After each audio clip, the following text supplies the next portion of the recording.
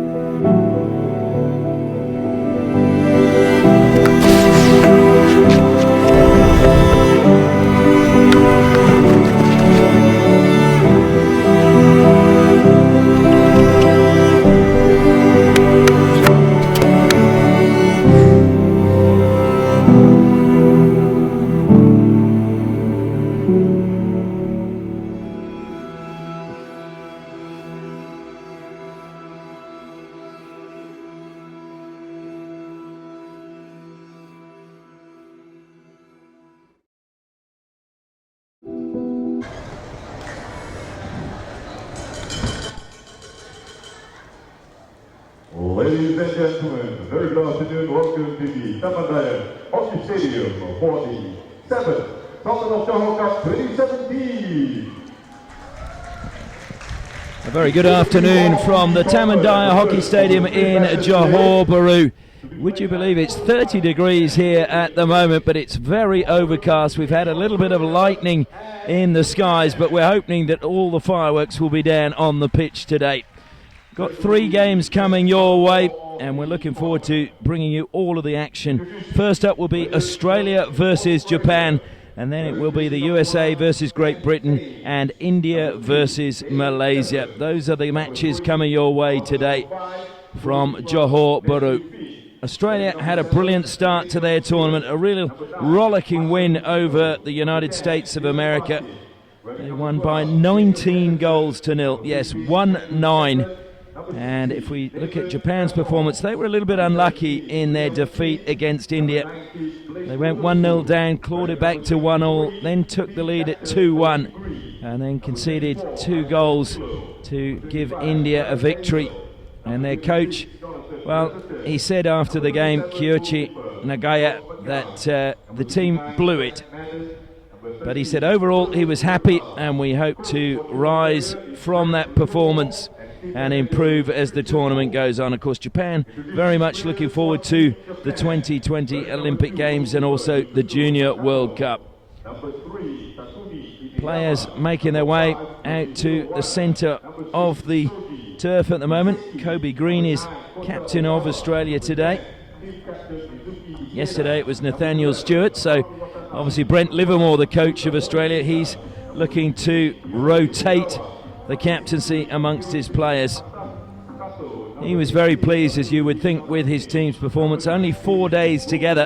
They flew into Singapore on Monday, and so it's a learning process. He said they need to understand the structure he's trying to instill upon the team, and that's going to take a little bit of time. So they may have been lucky that they played against the USA in that opening game, because they could treat it a little bit more like a training run after they found themselves in a 5-0 lead after the first 15 minutes. Now the players are out there now. We're just waiting for the announcements to finish, and then we will have the national anthems. And the first national anthem will be the national anthem of Australia.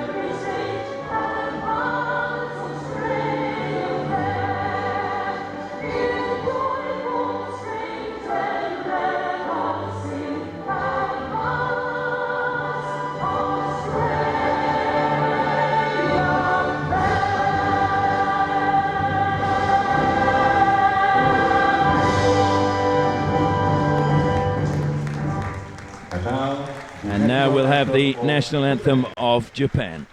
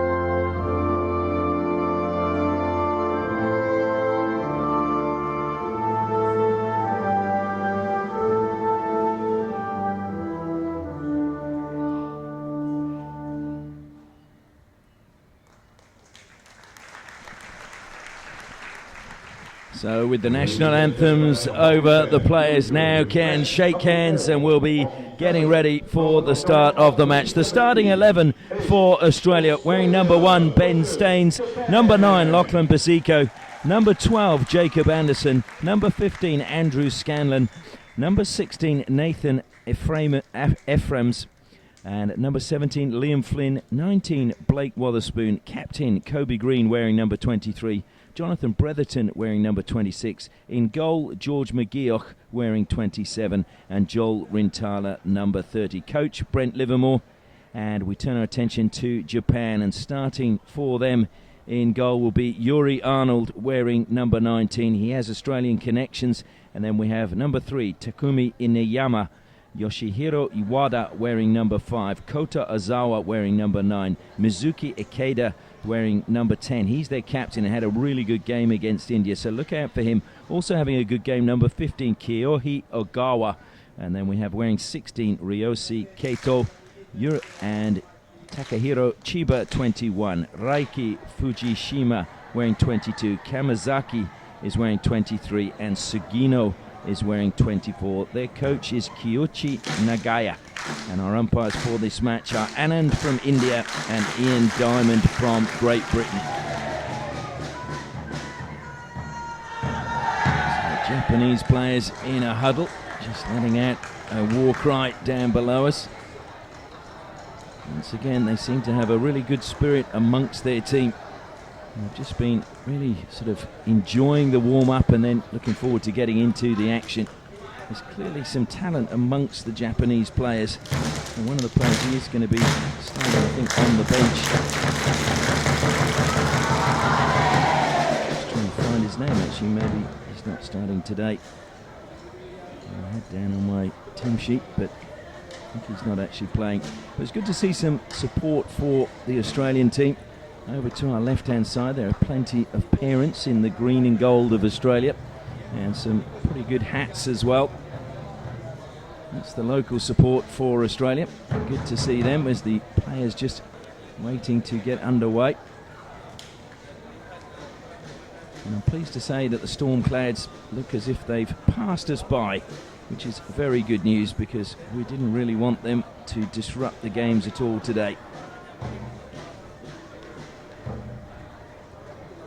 So the Australian players have made their way out, and this will be, you would think, a slightly tougher encounter than the one they had to participate in yesterday.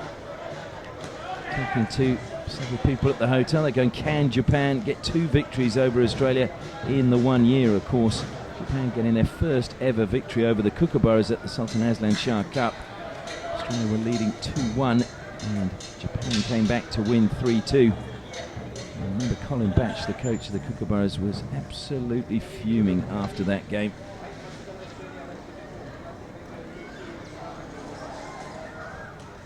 So we're just waiting for the timekeeper to get us underway.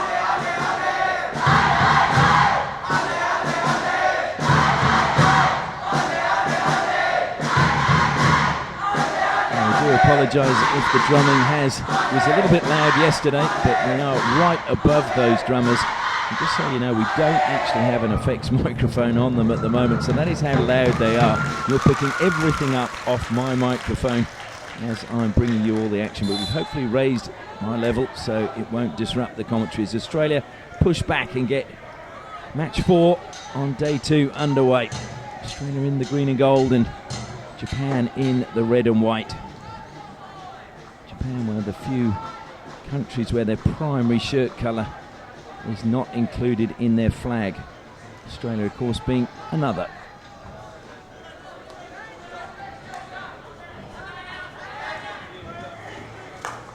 Now, Japan play usually a very good defensive game and then look to catch teams on the counter-attack. They do have plenty of pace and plenty of skill, and they've had such a Korean influence on their coaching that it has quite an apparent effect on the way they play. As the ball comes out to Fujishima. Fujishima got past the first player and then just trying to poke that through the legs. It didn't come off was Kamazaki.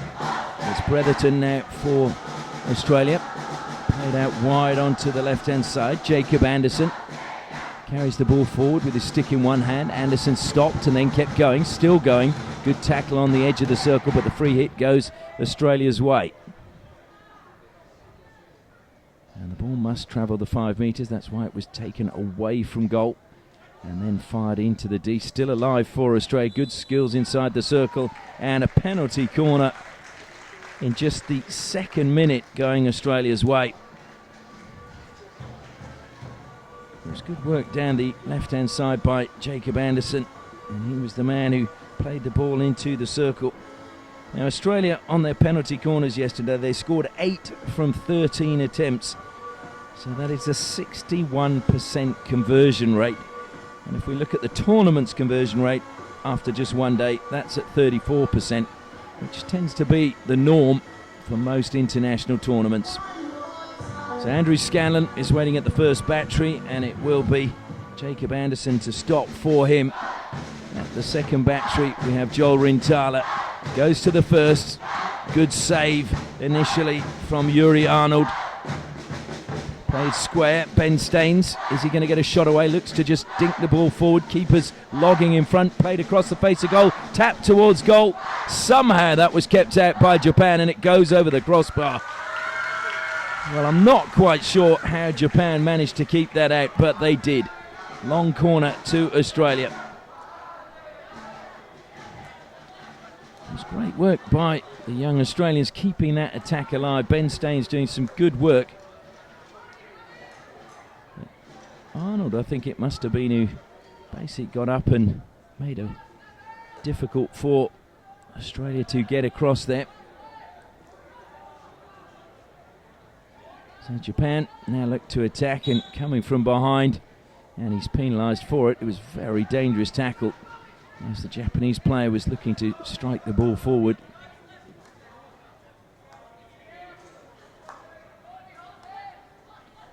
So the humidity level, because it looked like we were going to have a little bit of rain, is just kind of dropped a little bit. It was very, very humid earlier when we arrived at the stadium. And now it's not quite as bad, just helping it down the line, and that was rather ambitious, and it had gone out of play from Shinichi Kamazaki. We'd just like to acknowledge our sponsors making this live stream of the Sultan of Johor Cup possible. Mercian Hockey, there is no such thing as work, just preparation. We've also got Axis Plumbing, who are major industrial plumbers around the world with offices in Australia, New Zealand, Thailand, the UK and the USA. And Curtin University in Malaysia making a better tomorrow. And we've also got Chris Sorello coaching on board, and we thank Chris for his involvement. Obviously now as his career winds down, he's looking to put back into the game and is available for coaching clinics wherever anybody wants him to go. Having played in the Hockey India League, Chris also has Indian connections with his grandfather having grown up there, and he would love to go up to India and help out in the coaching there, and I'm sure also here in Malaysia. So Australia on the attack again. Have to come back out and try and build again from the back. Ball comes to Nathaniel Stewart, swept forward. Lovely deflection coming from Zach Meaden. Carried out of defence though, calmly by Takahiro Chiba. Chiba has 11 caps to his name in the senior team, so has come through the junior ranks and is slowly progressing into the senior ranks as they look to prepare for the Tokyo Olympics. 2 balls on the pitch at the moment. And Japan just flicking the ball long and over the top. Watched all the way by Stewart, but he just missed it. And now Japan have a chance to go around the back. Great pass. He's not kept that in play. Just ran over the baseline. And that will be frustrating. But that is the danger from Japan.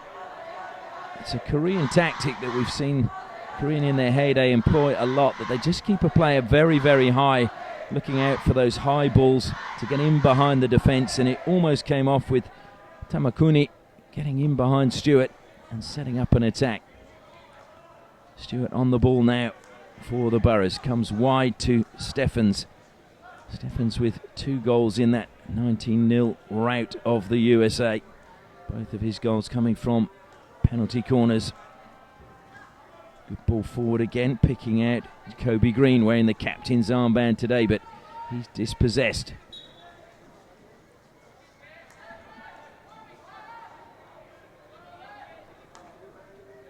Ikeda, the captain of Japan.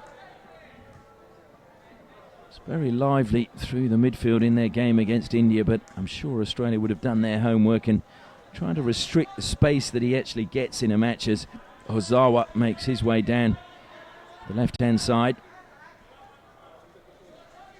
Ozawa self-passes, Meaden ahead of him, just pushes it down the line. Good tomahawk cross. It was kept down brilliantly by Keito.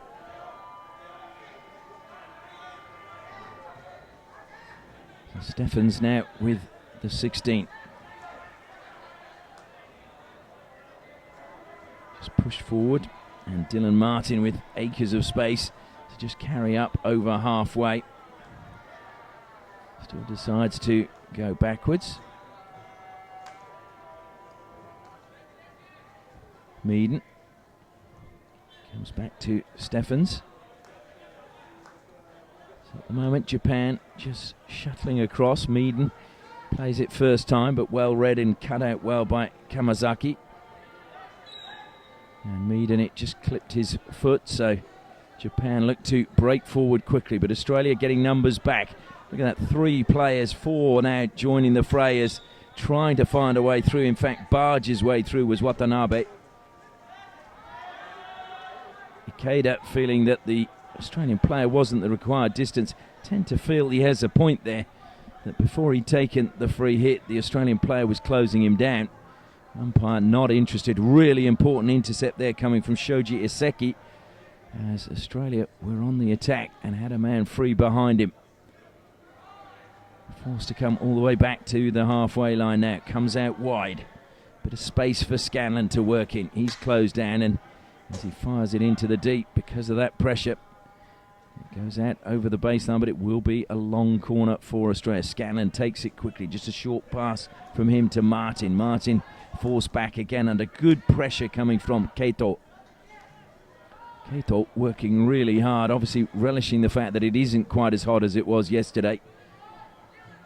But Japan drawing the short straw with 2 games in the 4 o'clock time slot, which is always hard work up in Malaysia where the heat is the greatest.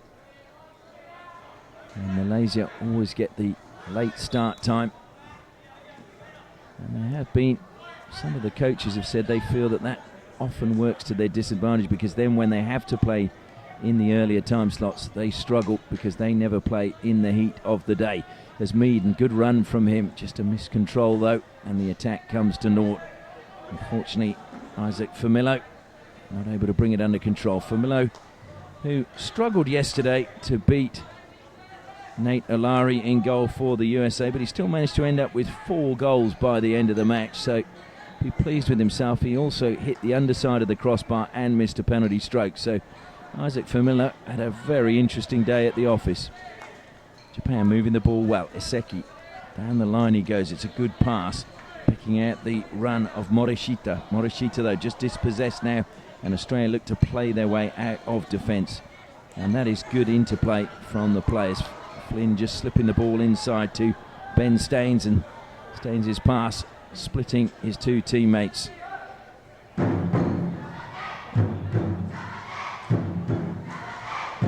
Japan, again, just a miscontrol coming from Watanabe. Gives possession back to Australia. My apologies.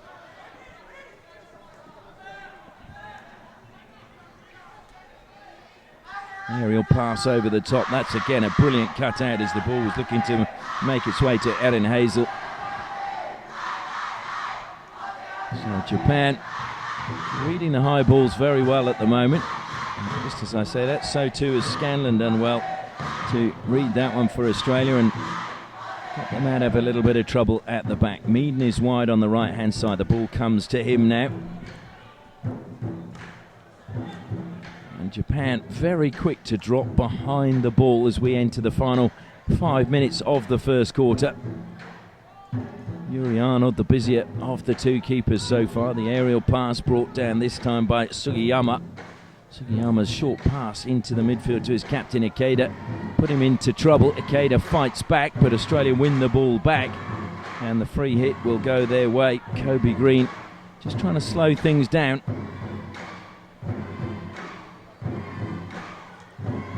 Green sweeps it out onto the left-hand side, played in. It was a good run into the deep from Liam Flynn, but just too far ahead of him.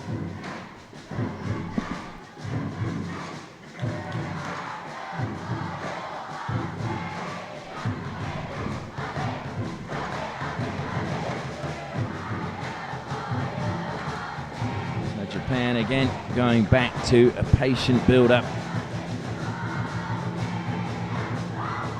Fujishima is wide on the left. He was hoping the ball was going to come his way, and it may still, as he now just edges forward, shaping to give him the pass, but it was good covering play by Jonathan Bretherton. Just closed down that option, saw that Fujishima was wide, and just came across a few paces and made Japan think twice about the pass. Good pass now, Ogawa couldn't keep it in play. Ogawa scored both of Japan's goals in that opening loss against India. Japan have only played the 1 Sultan of Johor Cup. Australia have only missed 1 tournament, that was in 2013. Nice little deflection out of play from Sugino. It's worth mentioning that Australia's victory yesterday over the USA was the first time any team had got into double figures at the Sultan of Johor Cup against another team, and it was also the biggest margin of victory by any team at the Sultan of Johor Cup in the 7 years it's been competed. That was eclipsing Australia's biggest win, which was 8-1 against Pakistan in 2016 in the pool game. So Australia eclipsing their own record, and just miscontrolled by Nathaniel Stewart, and that'll go out on the far side. Japan getting bodies forward, but Australia getting more bodies back as both teams ring the changes with the rolling substitutions. Japan playing on, that'll go out for a long corner.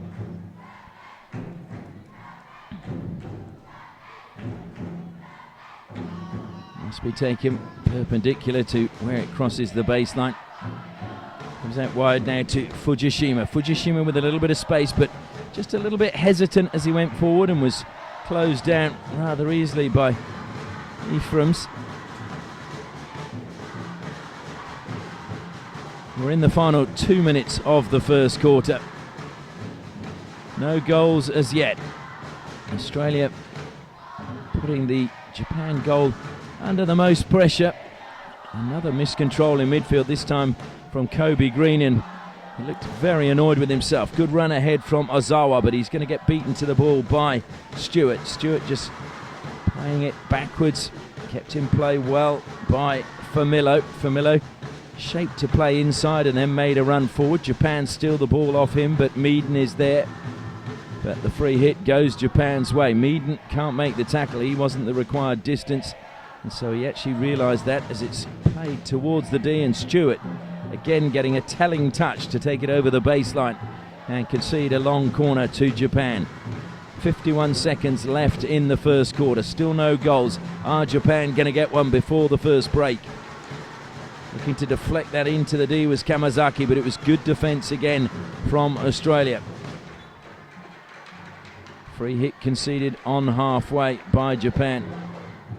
Australia wanting to get on with play quickly. Stewart over the ball, sees a gap and was trying to play it forward into that gap, but just a little bit too far ahead of Kobe Green. Deflected off the stick of Japan. Meaden cleans up. Needs to get the ball through quickly if he's going to. 10 seconds left on the clock in this first quarter. Paziko. And I think Australia just going to keep possession, and they are indeed, as the hooter goes, and that is the end of the first 15 minutes. It's been an interesting one. Japan looking to counter-attack. Australia very keen to attack whenever the opportunity arises.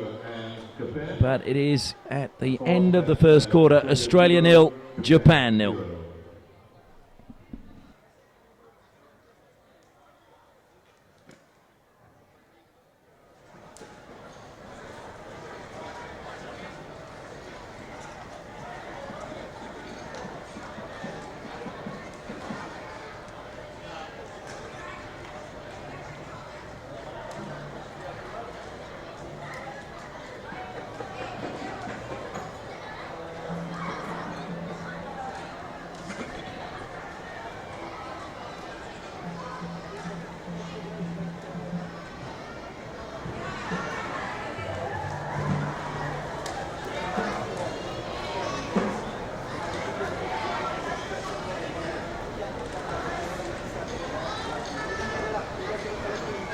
Bird's eye view into the huddle for the Australian players. Livermore with his back to us, the head coach here in the tournament. Ben Bishop was the man who was in charge when they won the Sultan of Johor Cup last year. There's so much experience among the Australian coaching staff. Brent Livermore, Jay Stacey, team manager Christian Bulk. Brent Livermore, what a remarkable record. 318 caps for the Kookaburras, 67 as captain and 106 as vice-captain. So more than half his career, in fact 2/3 of it, he held the captaincy or the vice-captaincy as Australia come out, and Matthew Finn takes his place under the bar for them as they switch their goalkeepers. We might see Japan. They changed theirs at half-time yesterday, and I expect they'll do the same. Australia rotating their goalkeepers at the end of each quarter. Australia push back and get the second quarter underway. Paziko pushes it wide to Scanlon. And Japan with a really structured defensive play at the moment. And that's good play through the midfield by Japan. Ogawa on the ball for them. closed down. Just helped it forward was Morishita. Stolen away by Scanlon. Scanlon, short pass into what was a fairly crowded area for Australia. There were plenty of Japanese players in that midfield area. The quick transition paid dividends. The first time pass was the difference between being a difficult ball and being an effective ball. Wotherspoon feeding it forward. Meaden busy as ever. Free hit goes Australia's way. Zach Meaden fires it out onto the left hand side and picks out Scanlon. Scanlon has to come all the way back to Baziko. Baziko, that is a great pass out wide from Lachlan Baziko, and into the D it was, and it was Famillo just trying to paddle the ball back and keep it in play as he was just wrong-footed. So Australia showing that they can hit some really good long passes as well as they look to unlock a resolute Japanese defence.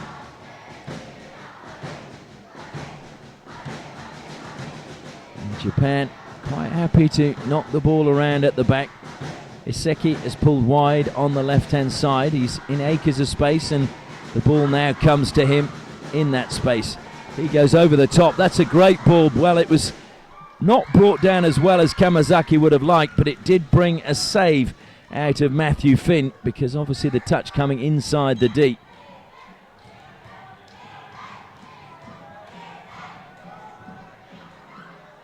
So the first save either of the Australian goalkeepers have had to make, although it wasn't really a meaningful shot. Ben Staines in the midfield there. Ben Staines, who has, I believe, his own fan club in Goulburn, with Andy and Carson Woolner watching this live stream, cheering him on. So it's good to know that all those in Goulburn will be supporting their local talent. Of course, Glenn Turner was another player from there who served Australia so well. And there's hope that Jake and Ben Staines, identical twins, will go on and represent their country at senior level in the future.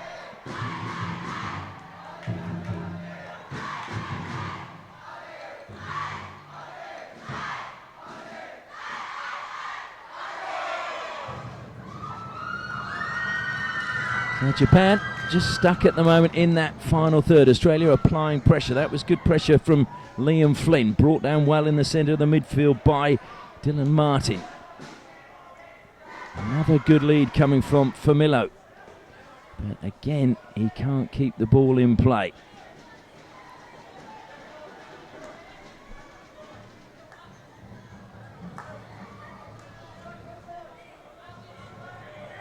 And a miscontrol at the back now from Japan, and so they concede a long corner.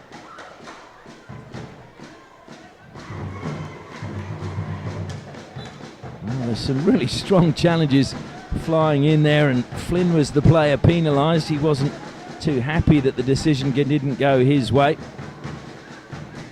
Liam Flynn was top scorer at the Australian Under-21 National Championships with 11 goals. Hails from Western Australia, where his coach in that tournament was another man who tended to score quite a few goals, Nathan Eglinton, former Kookaburra, whose career was brought to an abrupt end with a knee injury, which was very tragic. Played on quickly, but it was in fact a Japan free hit, and having trouble picking his stick back up is Damon Steffens. 2 attempts and finally gets it back in his hand.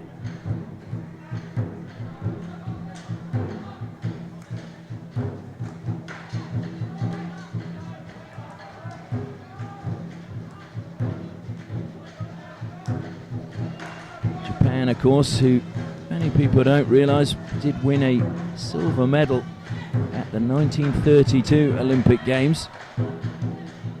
So they would love to be among the medals in 2020. Whether they can do that, it's going to be a very big ask, but with the changed format having quarterfinals, it makes it a little bit easier for players now to get through to those medal games.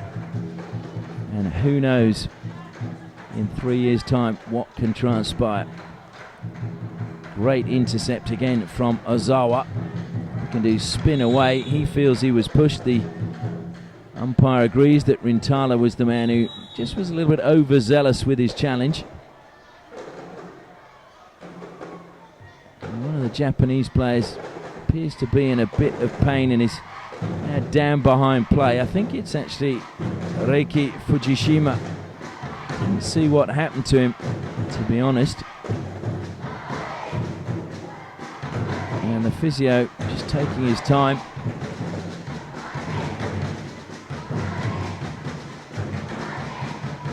Well, hopefully it's nothing too serious, but the fact that he didn't seem to be able to walk to the side would tend to say that it isn't good.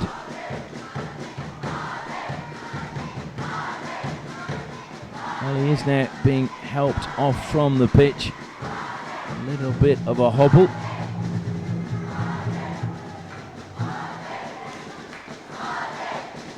Some communication with the coaching staff from the physio, just explaining the state of play and whether it is a permanent injury. Mentioning Japan's Olympic past, their coach actually, Nagaya Kiyuchi, he was the youngest participant for Japan at the 1968 Olympic Games. Into the circle go Japan. Good defending though from Staines.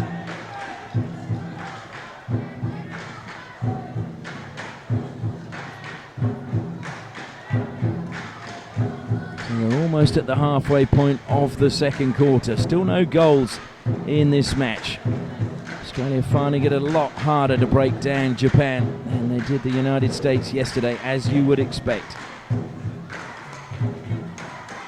Just forcing Stewart to stretch. Stewart, lovely little stick skills, taking him away from Tamakuni. Good pass forward, but strong defending coming again from Japan. Lovely little pass to Watanabe. Watanabe, though, hemmed in. 4 Australian players around him. Now it goes down to 3.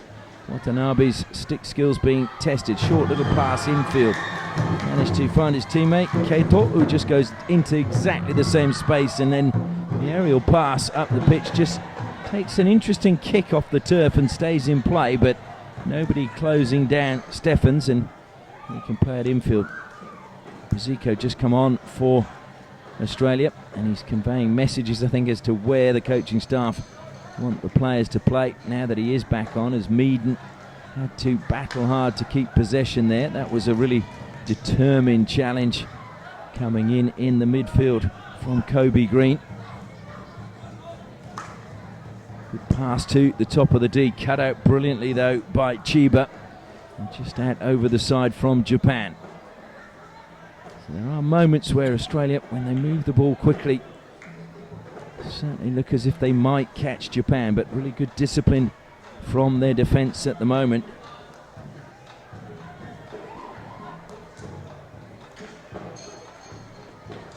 Dylan Martin looking to play the ball forward. It was another good run inside the D from Famillo. Ball never made it through to him though. Wotherspoon. Blake Wotherspoon, who played with his brother at Labrador just this year. They teamed up and played together, and Dylan was saying he'd been looking forward to playing alongside his brother. It had been many years since they had done so. And of course he was a late call-up as well for the Australian Hockey League, replacing Jake Wetton, who was ruled out as a precautionary decision. Good defence again from Japan, and appeals from then, and they go their way as Bretherton is penalised for shielding the ball. Wotherspoon, good defence from him.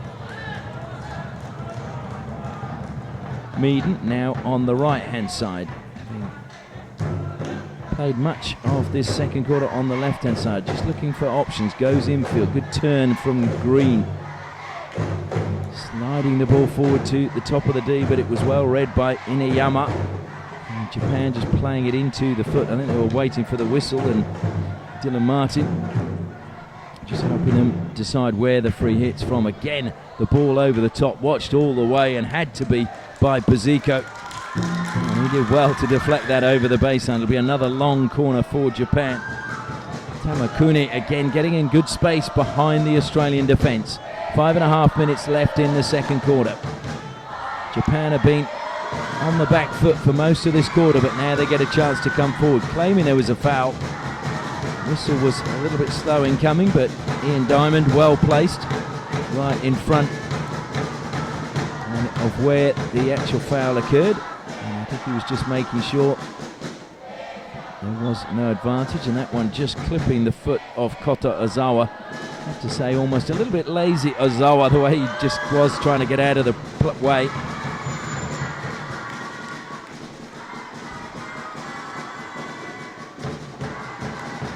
Boziko feeds it out wide again to Stewart. Wotherspoon just pulls up the flank. Boziko, and that is a superb pass by him, picking out the run of Anderson. Anderson into the D. Rintala trying to weave his way through, but decision goes against him and against Australia, and the Japanese fans are very, very happy that it did.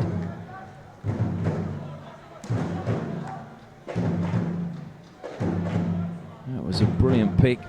Good skills being shown again as Japan come forward. Australia trying to crowd them. But they do have wonderful skills, the Japanese players. And they've thrown bodies forward at the moment. Fujishima looking to slide it down the line, but well read by Liam Flynn. Good work by Flynn. Going back now to Anderson. Anderson happy to go infield. Steffens back to Anderson.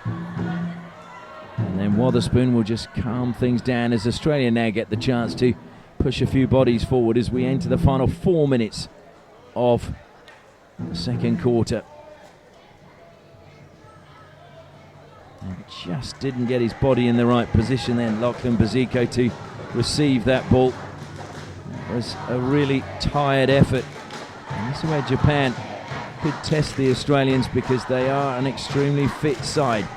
Was that a foul? Yes.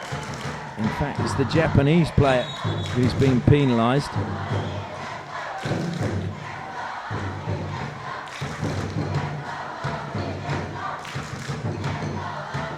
Stewart tried to get his stick behind, it's ricocheted off and out of play. So a chance for Japan to attack again.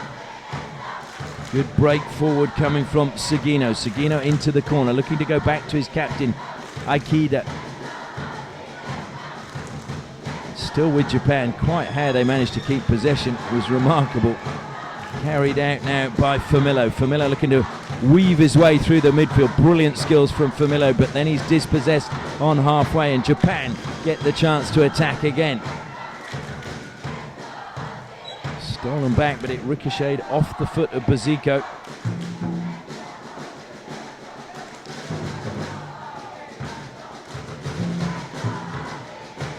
According to their coach, Nagaya Kiyuchi, the Japanese players who've been in camp for a while preparing for this tournament were very excited to be here.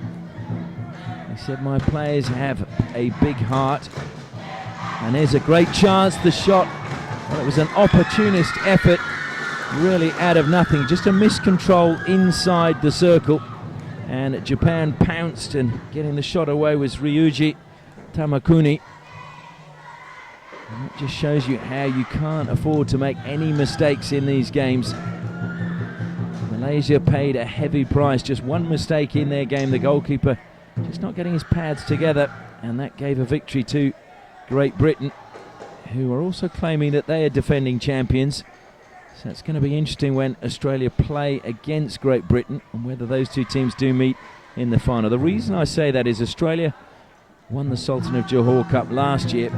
Great Britain won it the year before that in 2015, but they played as England in 2016. So as Great Britain, they still, in fact, were the champions, but as England, they've never won it. And I'm sure that will please many of the Scottish and Welsh contingent, who will say that Great Britain needs their players in the squad to be successful.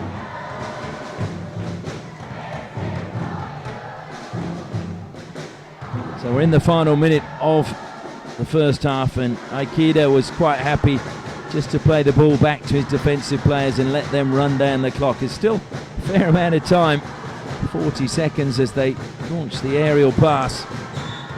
And it is Japan penalised again. I think they were just trying to slow things down and not allow Australia to launch a quick counter-attack.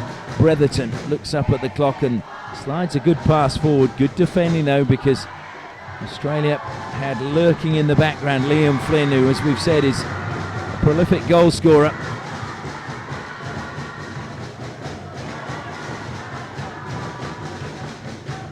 And again, Japan launch it high, and this will be the last attack of the first quarter.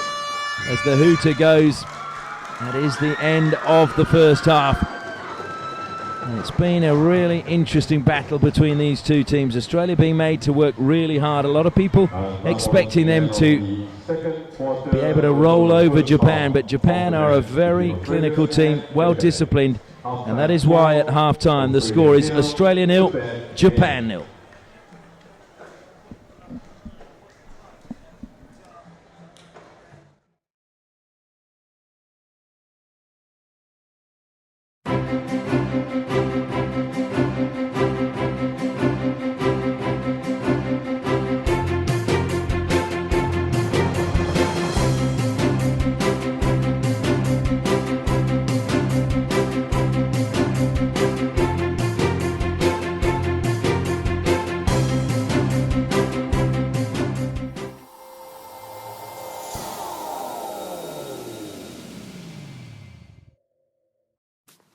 At Sorello Coaching Academy, our vision is to inspire and challenge all sports people by providing premier programs and coaching services.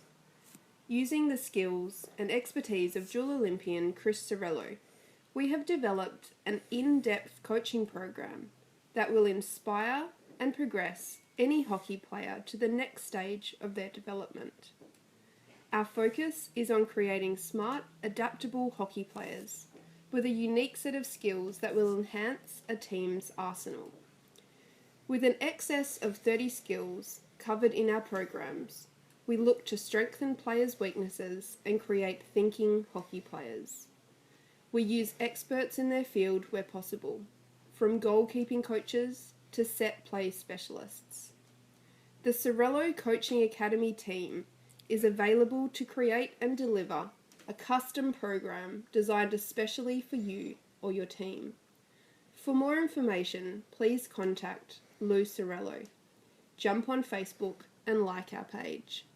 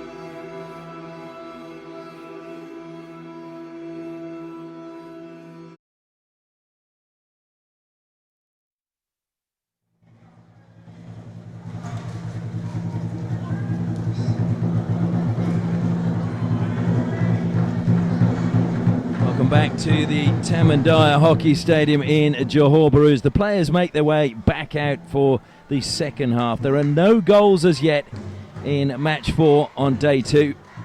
Australia 0, Japan 0 as they prepare to get the third quarter underway.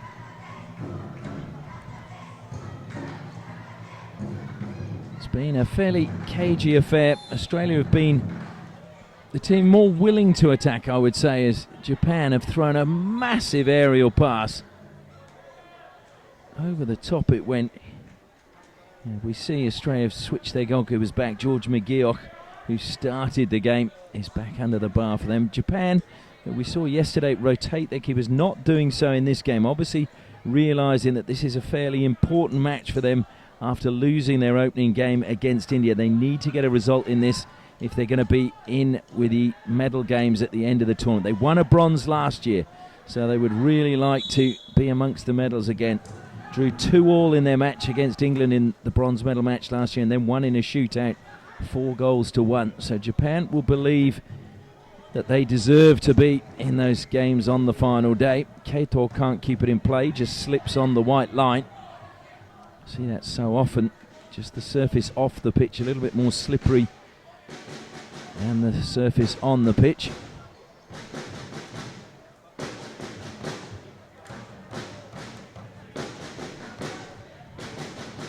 Dylan Martin, square pass, just making Stefan stretch a little bit. Good pass forward, finds Kobe Green. Kobe Green, the captain today, looking to inspire his team. He's certainly doing plenty of running in the midfield for Australia. If we look at this match as well, just the one penalty corner so far in the match shows just how tight it has been between these two teams.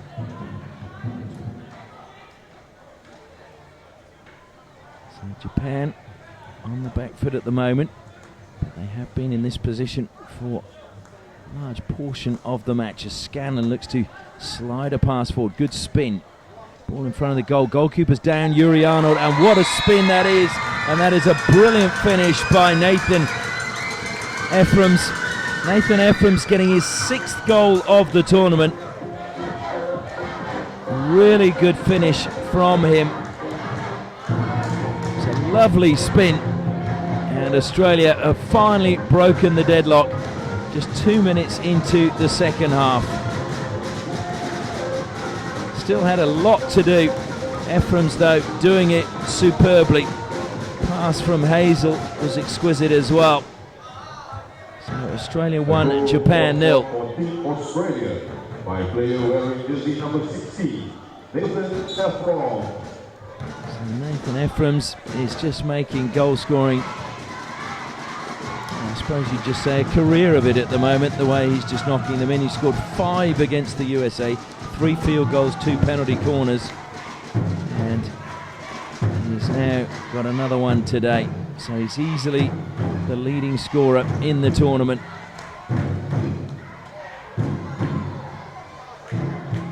And Japan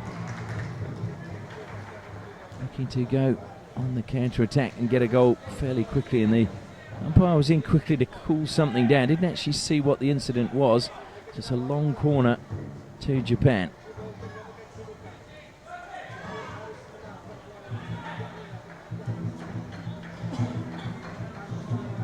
16 now to Australia.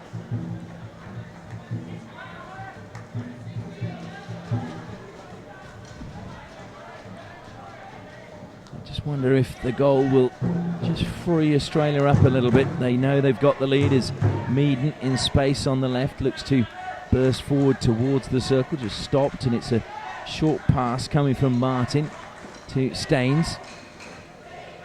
Ben Staines, who we've been advised his twin brother Jake is actually here supporting him, so that's always good to know. Might even see if we can get in touch with him and have a chat with him during the week. Maybe he can explain why his brother's in the squad and he isn't. Is there a way back for Japan? Mizuki Ikeda, the captain. Strong challenge again from Meaden, and Meaden is penalised for that challenge. Chiba trying to break forward and coming back and just deflecting it away was Dylan Martin, so it'll be another free hit to Japan, and again we have 2 balls on the pitch, so just having to wait till one goes off. The challenge coming in from Flynn. Ball ricocheted up off the Japanese stick, so Australia get the free hit. That'll frustrate Japan a bit. Meaden. Good pass, finding Flynn again. Meaden finding more and more space as the game goes on. Scanlon. Stewart now looking for options forward, does to give it back to Scanlon.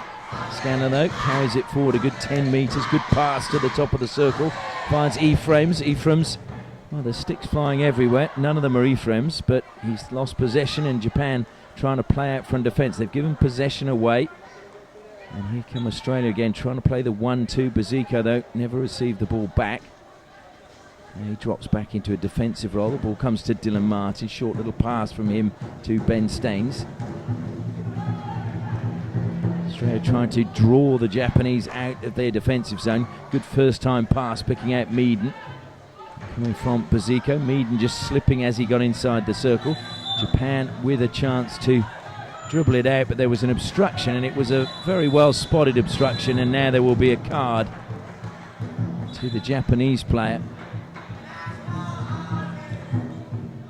Inayama, I think, was saying, "Who, me?" I don't think he realised what the offence was for, and then he encroached in the 5 metres, and a penalty corner has been awarded because of that. So a double whammy for Japan, and it'll be a treble whammy if they concede. So second penalty corner of the match, second penalty corner for Australia.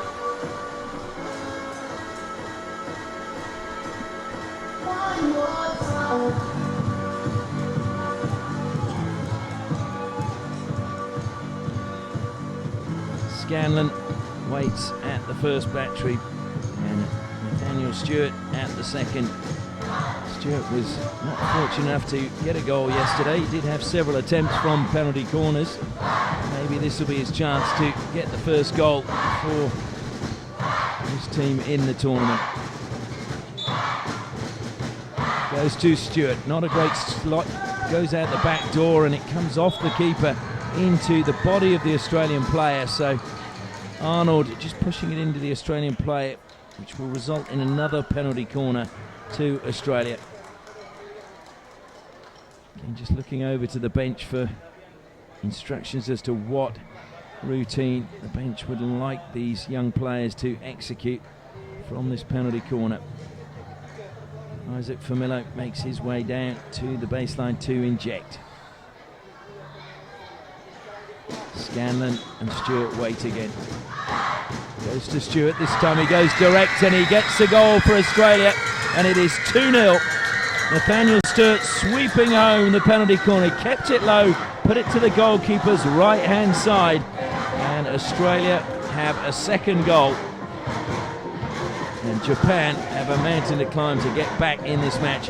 Interestingly how they have one of their defenders outside of the post.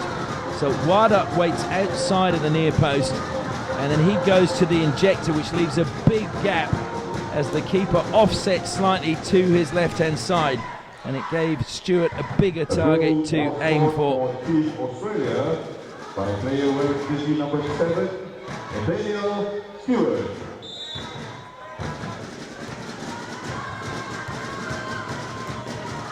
So Nathaniel Stewart becomes Australia's 9th goal scorer in this tournament.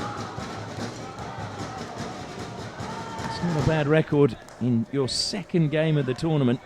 18 players in the squad, 2 goalkeepers, so 16 outfield players, and 9 of them have got goals in the tournament. Another good lead coming from Flynn. Flynn beats the defender, into the circle he goes, fires it across the face of goal.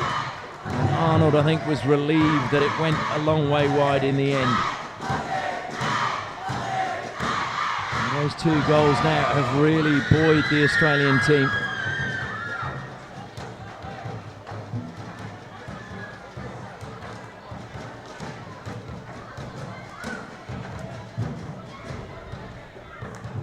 Chiba wide for Japan. Lifts that one forward, but it's kept in play very well by Tamakuni.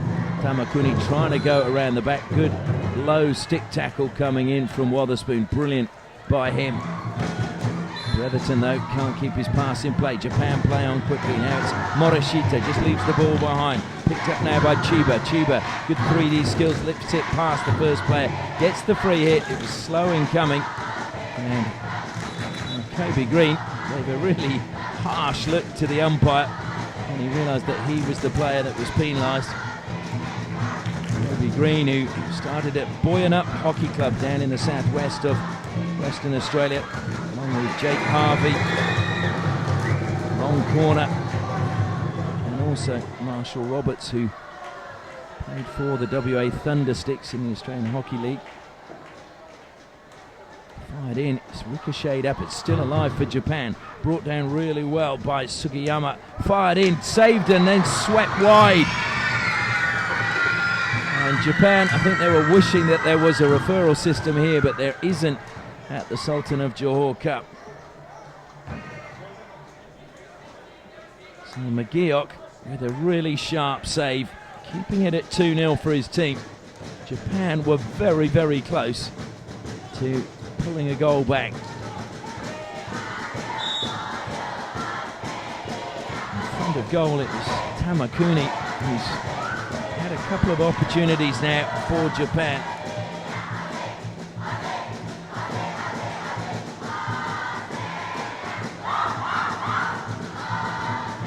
The question is, can Japan find an equaliser? Australia applying pressure. Flynn working hard in that forward line for Australia. Good pass, but it was well read by Baziko. Off his foot though. He was trying to claim it was off the Japanese foot first, and the umpire agrees with Captain Baziko.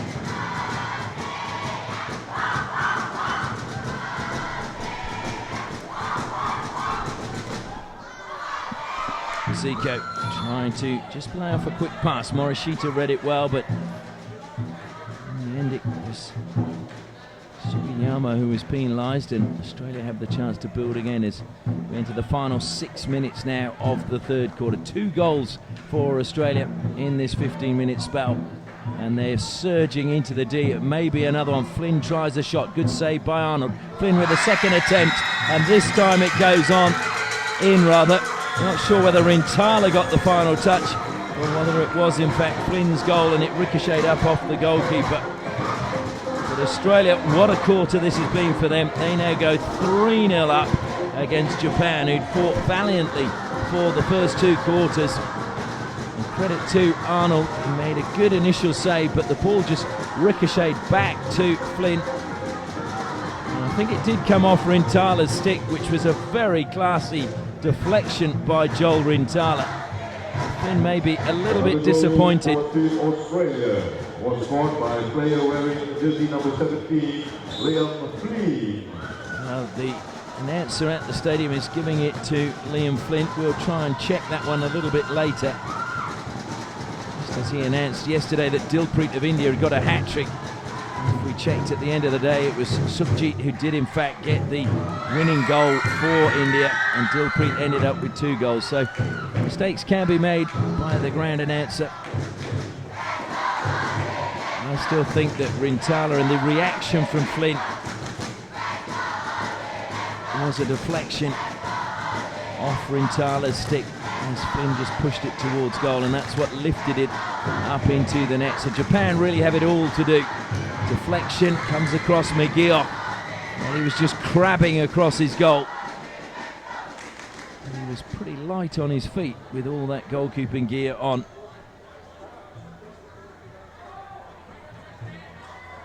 So a long corner again for Japan. Just under 5 minutes left in this third quarter. Baziko just playing it out over the side, so it'll be a Japan ball down by the corner flag.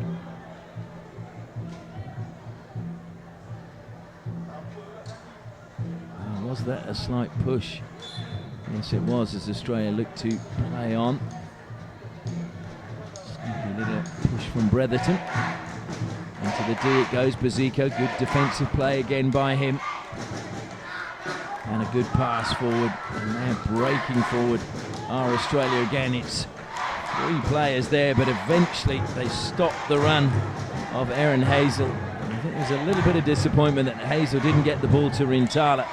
Tyler was saying, why didn't you release me? I was in good space, but Hazel, I think once the momentum came and he was surrounded by Japanese players, made it very difficult for him to make that pass.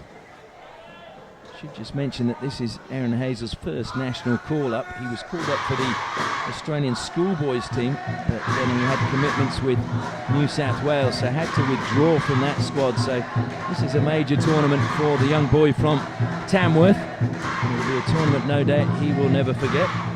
His first wearing the green and gold of Australia.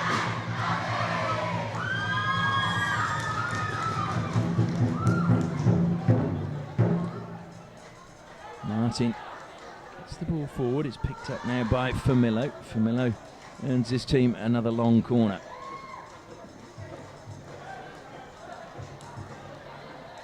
Three minutes left in this third quarter, and what a third quarter it's been. 3 goals for Australia. Takes them to 22 goals in 2 games. And when you think they'd only had 4 days together as a group because of the Australian Hockey League, all the players with their state teams, those of them that were picked to represent them, it really didn't give the coaching staff very long to pull this team together and get them to work on the structures and formations that they envisaged being the best for the team. Japan, on the other hand, had a tour of Russia back in July. 10 days they spent there, and they have been in camp, we believe, for a couple of months.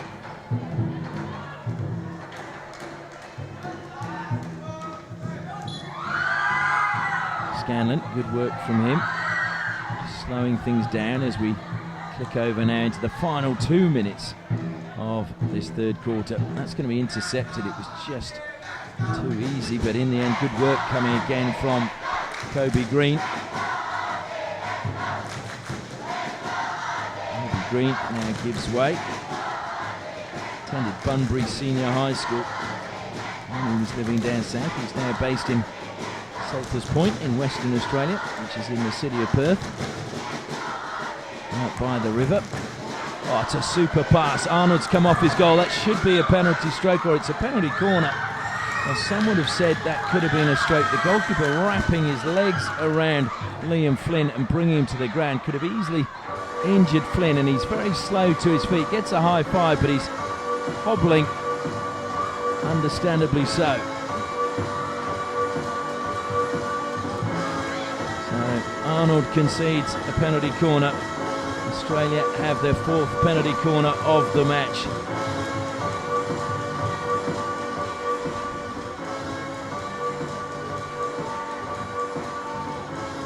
Up to 17 penalty corners in the tournament, 9 goals from penalty corners. Scanlon and Stewart again waiting. Scanlon at the first battery, Stewart at the second. They go to Scanlon this time, low to the right hand side, and again that defender outside of the post, making it so much easier. Scanlon literally just fired that straight down the line. First runner getting nowhere near Scanlon. And the man outside the post, Wada, is just trying to cover the injector, but it leaves such a big gap. And that's something you feel Japan are going to have to work on. You can see, if you rewind that and watch it again, that it's just too big a gap. So Australia continue to score from penalty corners. Scanlon, well, he gets his 3rd goal of the Sultan of Johor Cup 2017. And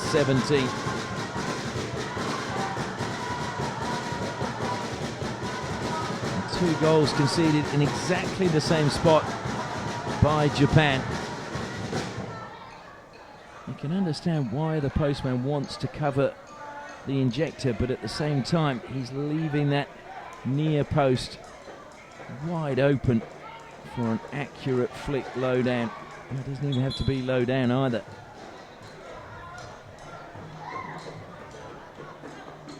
So Australia really with their tails up now. Scanlon, well, that's dangerous. He lifted that, just got underneath it.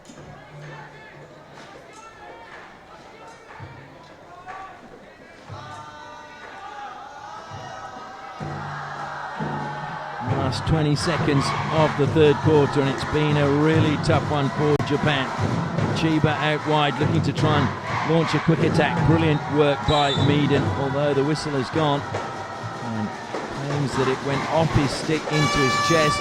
Meaden didn't agree. I'm not sure that I did actually, and we were right above that, but hard to tell from where we are. But that is the end of the quarter, and it's been a very, very good one for Australia. Goals from Ephraim's, Stewart, Rintala, I believe, and Scanlon means that they go into the final break with a scoreline that reads Australia 4, Japan 0.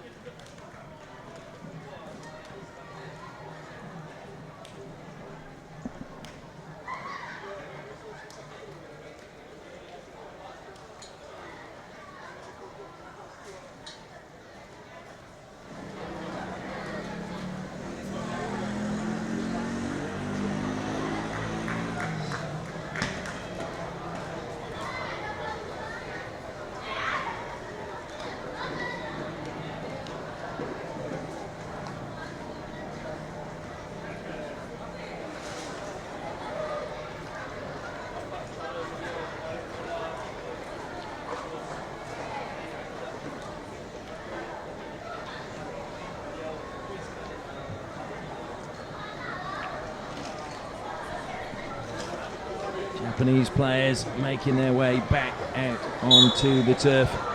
Gives us a chance again to just thank our sponsors, Curtin University in Borneo in Malaysia, a world-class university, and I'm sure a wonderful place to study because Borneo is a magnificent part of this country. And we've also got the Sorello Academy, the former Kookaburra, who is now resorting to coaching. If you want him to come and run some coaching clinics, you can contact him. And Mercian Hockey, so that every player can believe in themselves. Well, certainly Australia believing in themselves at the moment. Those 4 goals in the third quarter really getting their tails up.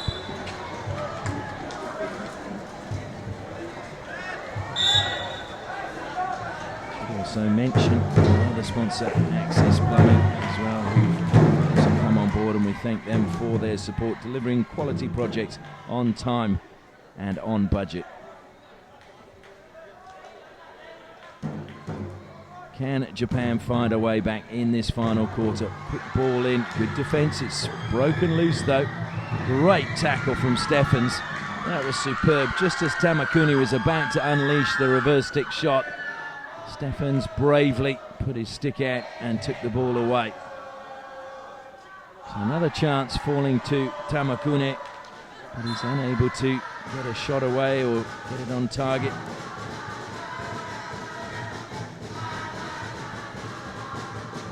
Australia go in search of more goals. Tamakuni, just 18 years of age.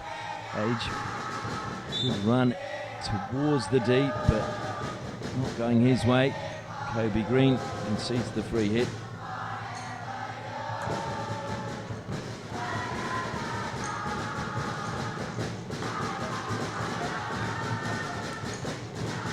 Chiba on the flank again for Japan. Something's fallen off one of the players. Not quite sure what it was. It's just lying on the turf at the moment. Chiba south past the free hit, and it ricochets up off the stick of Morishita.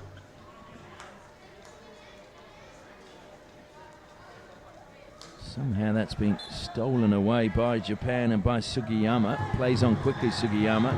Looks to get into the D. He's done very well, Sugiyama. And that's equally good defending from Blake Wotherspoon. Japan, though, has stolen it back at the top of the circle. Great defence again. This time the work being done by Stephens, and he's had a really good game defensively. Eamon Stephens just timing that tackle really well.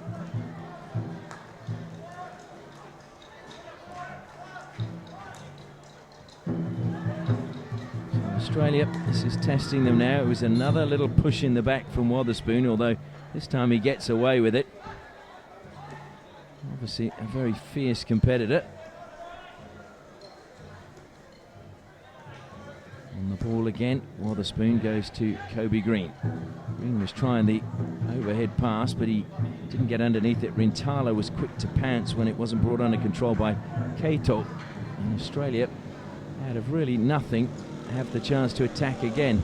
Play to the back post. Meaden. Oh, well, umpire has ruled that that was dangerous. Umpire Anand. Some umpires, I'm sure, would have let that play because it didn't appear to be too close to any of the players, and Meaden was wide inside the circle. But it's history now, and Australia have to start all over again from the back.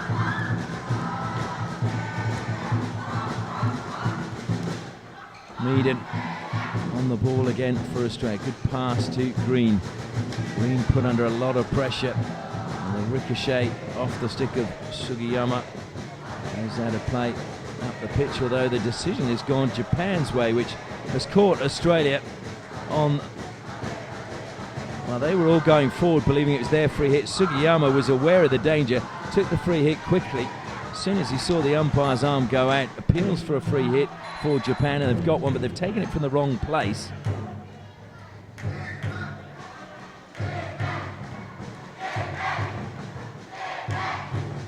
Good skills being shown again, and there's a little bit going on.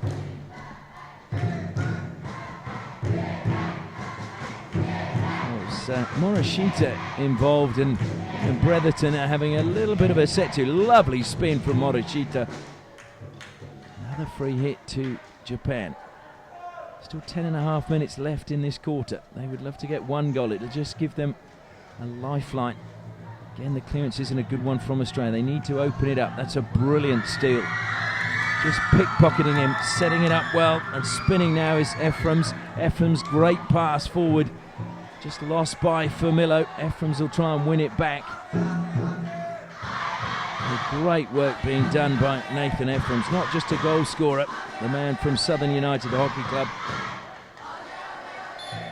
Apparently got into the game because his mum, according to him, his mum Petra, is an absolute hockey fanatic. So that tends to sound like he had no choice. He was probably given a hockey stick, he was given shin pads. The whole lot when he was a child. But it's paying dividends now. Fired into the circle again. Ephraim's is there, but he's the player penalised, and it'll be a free hit to Japan. Australia, though, getting behind the ball quickly. Ball comes out now to Takahiro Chiba. Meaden just getting his stick up as he looked to lift it past him, and good play again by Zach Meaden.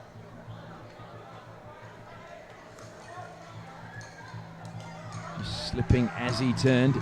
Good play again from Kobe Green.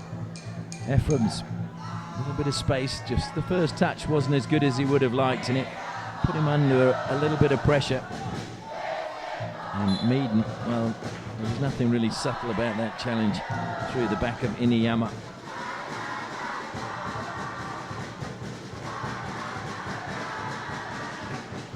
Ephraim's claiming that was dangerous from Iniyama, and I tend to agree with him, but umpire was happy. I think, in fact, to be fair, Ephraim's walked across the line to try and make it dangerous.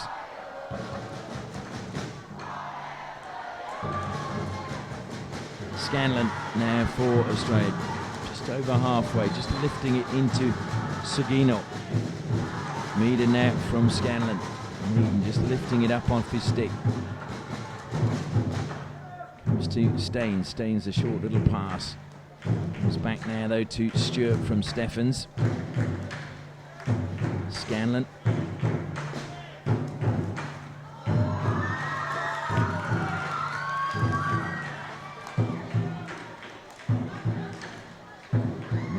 Good ball to the baseline, kept in play well, desperate from Japan. Just taking the ball away from Liam Flynn. And falling rather heavily as he did so.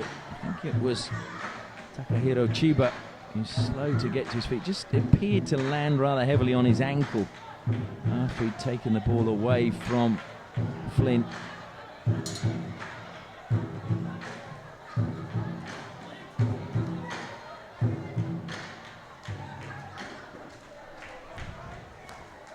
So just over 7 minutes remaining in this final quarter of Australia's second match and Japan's second match at the Sultan of Johor Cup. This will cement Australia's place at the top of the standings after 2 days. It's a rest day tomorrow, and then they will be back in action on Wednesday.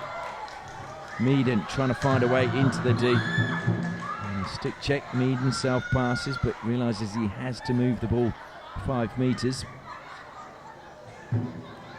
Australia using it well. Stewart having to go back and then just foxed the player and went back forward again as it's laid into the D. Flynn trying to get it on the reverse, just lost control as he was turning. And now it's carried out again. Strong running from Chiba. Loses possession. Ephraim's was the player who won it. Flynn, a tired pass off the reverse stick. Ephraim's wins it back to save his blushes. But it is Japan who cough up a free hit. Fujishima, Ephraim spins, gets it to the top of the circle. Staines with a shot, just wide.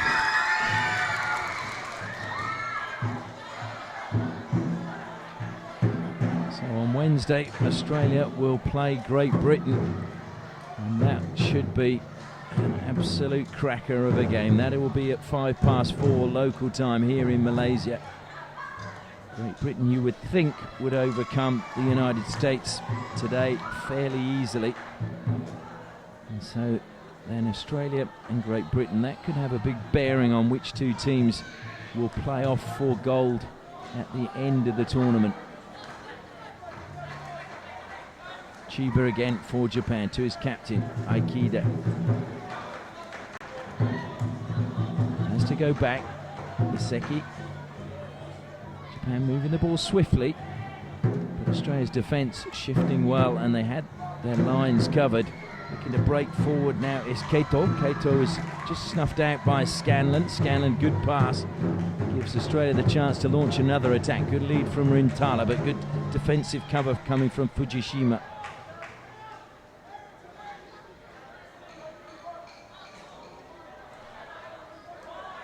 We're in the final 5 minutes of this match. Australia leading by 4-0. All of the goals coming in the third quarter.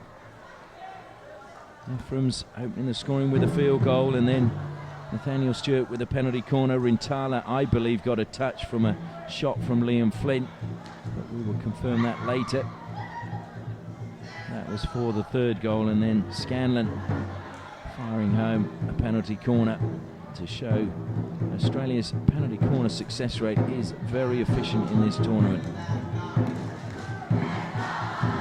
Which is interesting because we heard in the newspapers here Terry Walsh, the technical director of Malaysia, who of course also coached Australia to the Olympic semi-final in Sydney. They didn't lose a single game, just lost in the shootout. Lose a game in normal time. In fact, Terry Walsh didn't lose a game either at the 2004 Olympics in normal time. He lost to a golden goal for Jamie Dwyer when he was coaching the Netherlands. But he was talking about if you don't take your penalty corners in international hockey these days, you pay a heavy price. And that was leading into the Asian Cup final where India was successful over Malaysia, winning by 2-1. So now the attention will turn to the young Malaysian Tigers in this tournament, who will get the chance of revenge later today when they take on India. Japan at the moment struggling to play the ball out of defence. Australia doing really well with a high press, just off the stick of Bretherton and out of play. Short pass again, looking to steal it was Rintala. Good pass, and Aikida with a little bit of space, but well read by Steffens. He came across and closed it down well. Still with Japan, Ozawa into the D, looks to lay it off to his captain, across the face of goal. Good chance for Japan and a brilliant save. Well, that was a superb save from Matthew Finn at his near post when it looked as if Japan must score.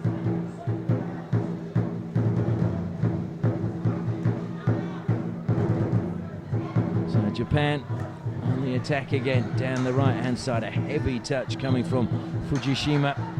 Does get the free hit though. He's closed down, and good work again from Stefan. Stick really low to the ground, and as the ball was played, it just goes straight onto his stick, and he is able to clear the danger.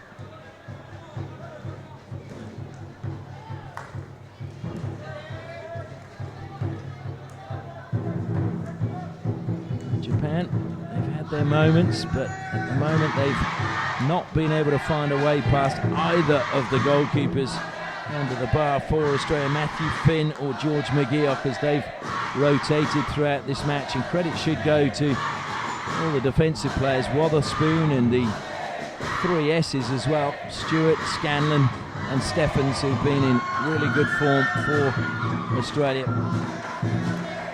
Frums goes back to Scanlon. Scanlon infield to Wotherspoon. Wotherspoon back to Scanlon. Meaden is in space just ahead of him. Goes to Meaden. Meaden accelerates. Short pass into the deep. Trying to shoot on the turn was Famillo. And Famillo falling as he tried to shoot. Concedes the free hit. Stewart brings it down after Scanlon misses the aerial overhead pass.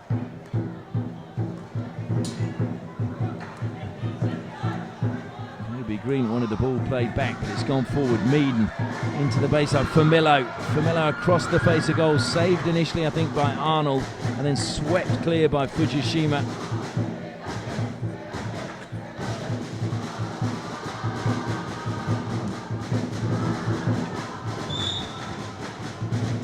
Yuri Arnold, who is a product of Canberra, plays for the United Hockey Club in Canberra. And a goal for Japan today for the whole game. I do like his nickname. His nickname is apparently the Mighty Cherry Picker. Maybe a little bit long for a nickname, but it's still a good moniker to have.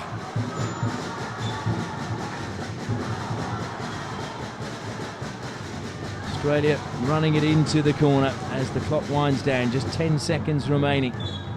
Famillo, though, has won a penalty corner. So this may be the chance to just seal the game and get the final goal in the final minute of the final quarter of this second match, and Australia can have an enjoyable rest day tomorrow.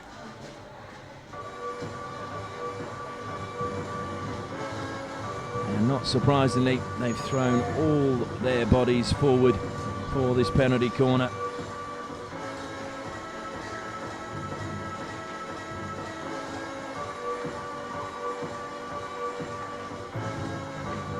The man to inject is Kobe Green, the captain. He takes the responsibility. Scanlon waiting, so too Stewart. Comes to Scanlon. Not a good trap, and it was a great bit of stopping by the first runner, which was Reiki Fujishima. But the hooter goes, and that is the end of the first match on day 2 of the 2017 Sultan of Johor Cup. Australia carry on their winning ways. What's more, they keep a second clean sheet in the tournament. Goals from Ephraim's, Stewart, Rintala and Scanlon. All the goals coming in the third quarter have managed to assure Australia of a second victory, so that they will sit top of the league ladder. They have a fantastic goal difference at the moment with 23 goals for, no goals against. The final score, Australia 4, Japan 0. Goals for Team Australia was scored by player number 16, Nathan Efron. Player number 7, Nathaniel Stewart. Player number 17, Liam Glee. And player number 15, Andrew Scanlon. Coming up next, ladies and gentlemen, the Man of the Match award presentation.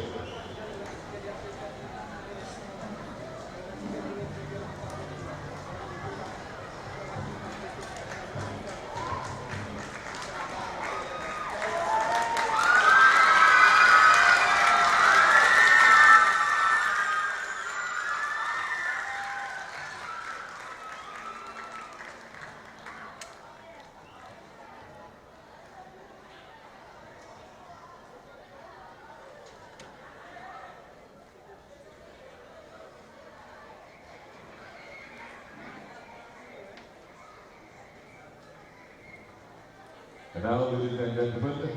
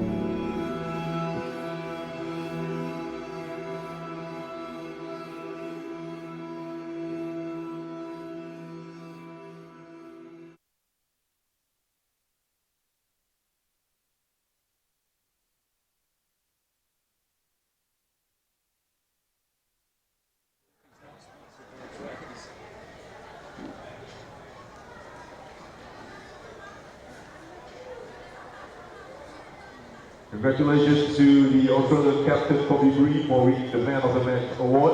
Thank you very much to Dr. Majid Abdullah, Deputy President 1 of Johor Hockey Association.